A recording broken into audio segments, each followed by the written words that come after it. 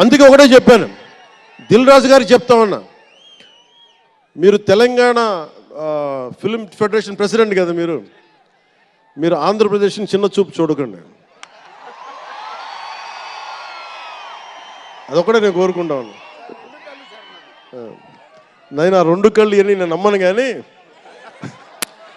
మీరు తెలుగు చిత్ర పరిశ్రమని అటు తెలంగాణలోను ఇటు ఆంధ్రాలోను 2 చోట్ల అద్భుతంగా ఉండాలని కోరుకుంటా ఉన్నాను.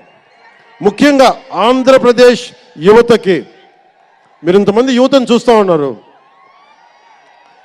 వీళ్ళకి స్టంట్ స్కూల్స్ పెట్టండి.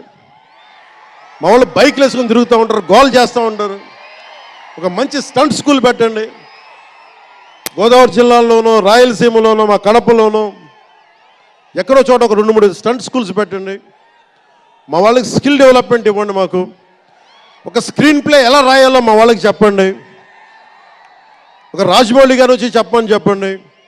త్రివిక్రమ్ గారి నుంచి క్లాసులు తీసుకోమని చెప్పండి మా వాళ్ళకి.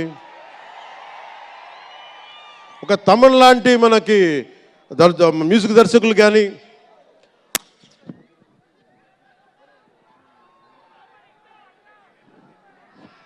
కీరవాణి గారు కానీ, అలాంటి వాళ్ళందరికీ వచ్చి వాళ్ళ స్కిల్ డెవలప్మెంట్ నేర్పించమని చెప్పండి. మీరు దాని మీద ఒకసారి ఆలోచించండి.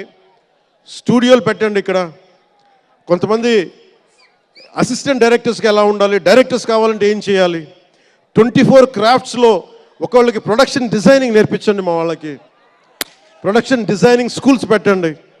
ఫిల్మ్ మేకింగ్ స్కూల్స్ పెట్టండి. ఈరోజున మీకోసం ఇంతమంది వచ్చారు. మీరు తిరిగి ఇవ్వగలిగేది మీకోసం రేట్లు పెంచాం. ముఖ్యమంత్రి గారు మీకు అండగా ఉన్నారు, చంద్రబాబు నాయుడు గారు, మేమందరం మీకు అండగా ఉన్నాం. తెలుగు చిత్ర పరిశ్రమని మీ ద్వారా మేము కోరుకునేది, ఇంతమంది యువతున్నారు, వీరికి మీ ద్వారా కొంత ఉపాధి కల్పించండి.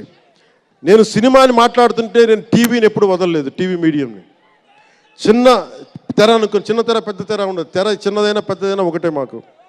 సో మాకు ముమ్మిడివరం లాంటి గొప్ప లొకేషన్స్ ఉన్నాయి. మాకు కేరళకు మించిపోయి ఉంటుంది ముమ్మిడివరం. గోదావరి తీరం చూడండి, అసలు మీరు గండికోట చూడండి, కడపలో సిద్ధవటంకి వెళ్ళండి, అడ్వెంచర్ సినిమాలు ఉంటాయి. అటు వెళ్తే మీరు పార్వతీపురం వెళ్ళండి, మన్యం ప్రాంతం అద్భుతంగా ఉంటుంది. మీరు లొకేషన్స్ని ఎక్స్ప్లాయిట్ చేయండి. ఇక్కడ అందరికీ మేము సౌకర్యాలు కల్పిస్తాం. మా దుర్గేష్ గారికి కూడా చెప్తా ఉన్నాను, మనకి కూర్చొని ఇక్కడ టూరిజం డెవలప్ చేయాలి. అందుకని మీకు తెలుగు చిత్ర పరిశ్రమకి ఆంధ్రప్రదేశ్ ప్రభుత్వం అండగా ఉంటుందని తెలియజేసుకుంటూ, మీకోసం ఒళ్ళు వంచి పనిచేస్తానని తెలియజేసుకుంటూ, మరోమారు మనందరికీ ఇష్టమైన రామ్ చరణ్కి గుండెల నుండి శుభాకాంక్షలు తెలియజేసుకుంటూ, శంకర్ గారికి మరోమారు కృతజ్ఞతలు తెలియజేసుకుంటూ